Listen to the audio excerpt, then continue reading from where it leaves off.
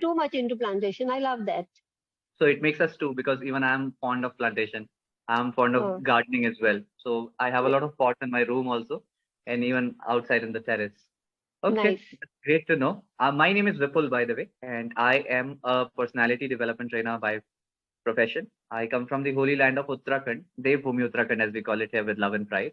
I Good. basically visit schools, colleges, and companies to train people there on different skills related to personality, speaking skills, public speaking, and many other things. That's a little about me. I hope we are good to start. Do you have any questions for me before we get into the topic? No, Nothing? we can Okay. start. Not having any questions is also very, scary sometimes. Because this thing is, you see, I'm already working. Main goal to be here on this platform. So that's why we can just have a normal conversation, or if you want to focus on some particular one, we can go along with that. So as you wish. Yeah, sure. I was just saying that whenever you come to a session, come with some doubt, confusion, flaw, so that we can. Okay, Yeah. Mr. Vipul, it's so. I know myself very well. Although things are in my mind, but I can't do it on the fly. The reason being because I belong to a kind of environment where we used to speak in our mother tongue. Although I'm educated, I have been to college or to the university, but the kind of environment we get in the families and even at the workplace. So we are Speaking your not native into language the. speaking your native language has nothing to do with education actually, and it's good that educated people also speak their native language. But yeah, you are right to be able to frame your thoughts into a certain way that in English it becomes quite difficult sometimes. I think you face this problem that you have many thoughts in mind, but articulation becomes difficult to set them in an order, to be able to speak on a particular topic, to be able to organize thoughts. I think that is something. Actually, like I have been taking these sessions quite some time now. Yeah. But once, because maybe I'm no more a student, I'm not at that age, I'm working. So once we begin with some topic, I'm totally engrossed into the content of the topic. I take the topic so seriously and that I used to forget to focus on my my grammatical mistakes or the errors. I used to forget that I have to focus on my language. I become too much engrossed into the contents that once the session is over, then only I realize, oh my God, why I took that topic so seriously. I would have, focused on my vocabulary or my preposition, because I eat up the words. Once I begin the talk, when I start talking, I start eating up my I start eating up the articles and the prepositions. I do lots of grammatical errors, I know. Okay. I somewhere feel that you're beating yourself up right now. Eating words is a different thing, but beating yourself up is a completely different logic. I'll tell you one thing. When we are very much focused while speaking, for example, your mother tongue would be Punjabi, if I'm not wrong, right? Yeah. So you speak Punjabi at home, but I don't think you speak completely correct Punjabi. I think you must be making some errors there also. Correct? Are you bothered about these errors? Are you bothered about those mistakes? You're not. No, which in turn is taken as a good side also nowadays. People who make mistakes in native languages or Hindi, they say it with a lot of pride, right? They say, yeah, I make mistakes in Hindi and Punjabi. What can I do? I'm so good with English, right? So they find it really cool. But on the other hand, I'm not talking about you. I'm saying it in general. Now, when it comes to speaking English, we always take it as a performance.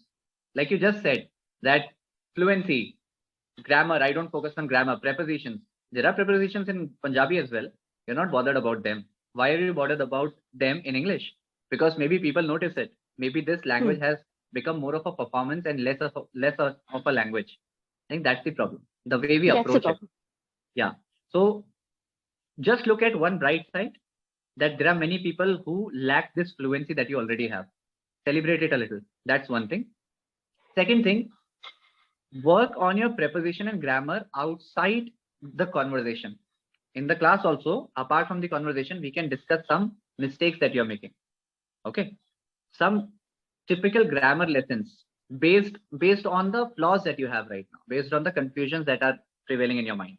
I think that would solve the purpose for you. See, grammar, when it comes to speaking skills, grammar should be taken just sufficient enough that you are able to send the right message to the right person. That's it.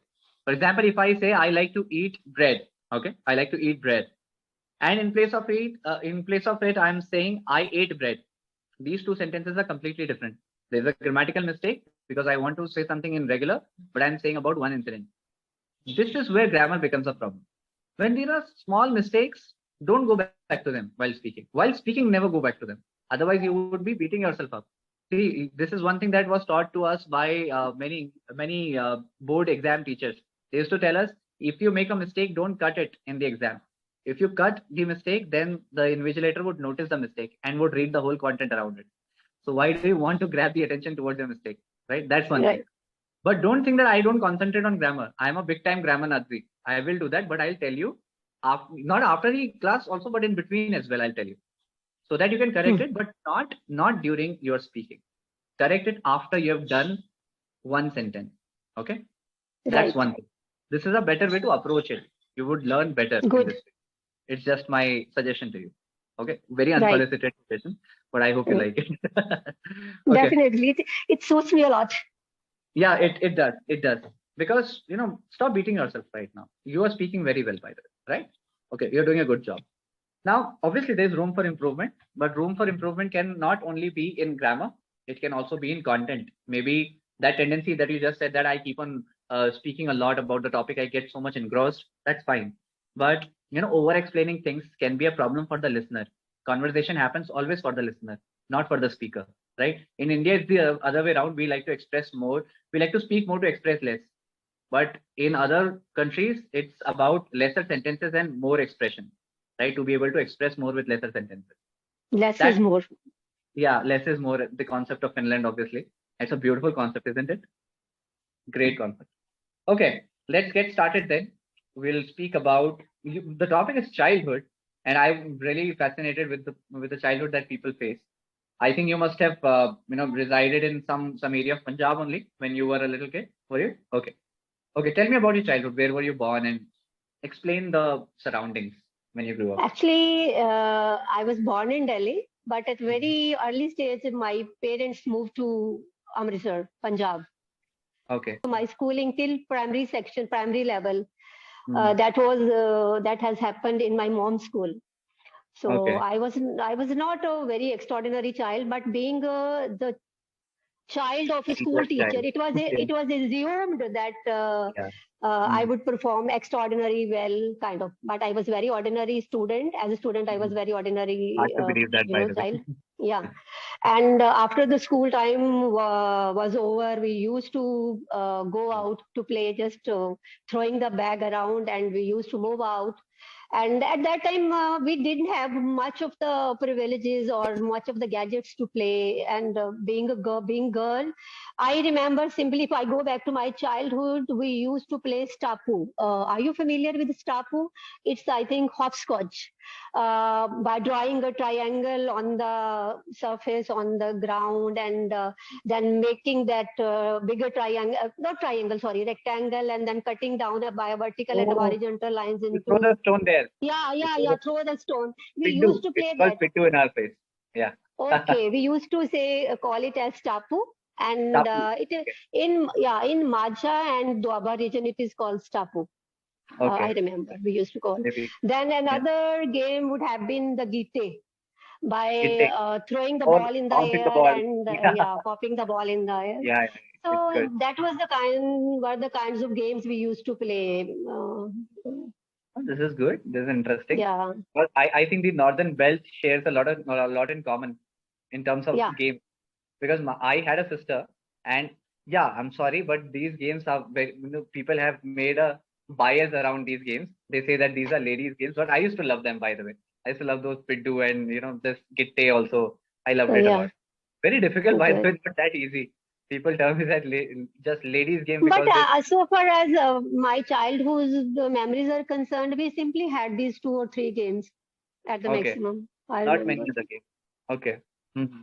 Were you not fond of any traditional games like cricket, hockey? I think hockey is really famous in Punjab. It wasn't on during those days. Oh, okay. Long back, if you Fine. go long back, Yes. now it has become a fashion. It has become, these games have become trendy also. Although the kids in the families, they are not much into the sports, but even then parents, they wish to send them to the auditoriums and to the sports hub to make them learn either this game or that game.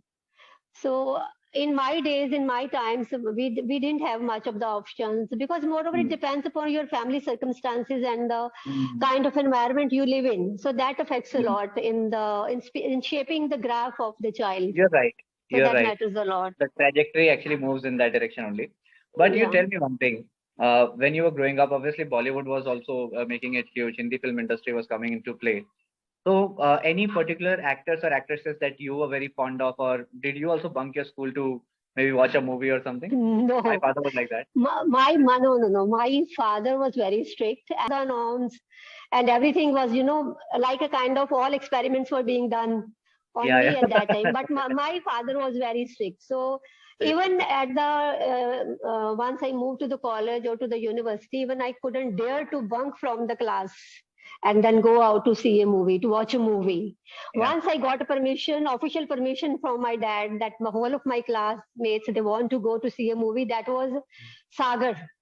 Sagar was the movie. I remember, yeah, that we watched Who as was a the group. actor? Yeah, Sagar, Rishi Kapoor, and Kamala Hassan and Dimple Okay. Kabadia. Kamal Hassan as well. Yeah, Kamala Hassan was there. Wow. Kamal Hassan is my most favorite actor from the southern region, at least. He's a very He's a good actor. wonderful actor, very good actor. Yeah. Okay. Did you watch his recent movie, Vikrant? I think that came out. No, recently Uh, I haven't watched even single movie since the last two okay. years. Oh my And God. now I'm not too much into the movies. Once the COVID phase, even before COVID, we used to go out. My children at that time, they were with me, Mhm. and we used to go out to watch a movie, whatsoever was, used to Which come story? on those days. Yeah. But for the last more than 2 years, we haven't Mhm. been out.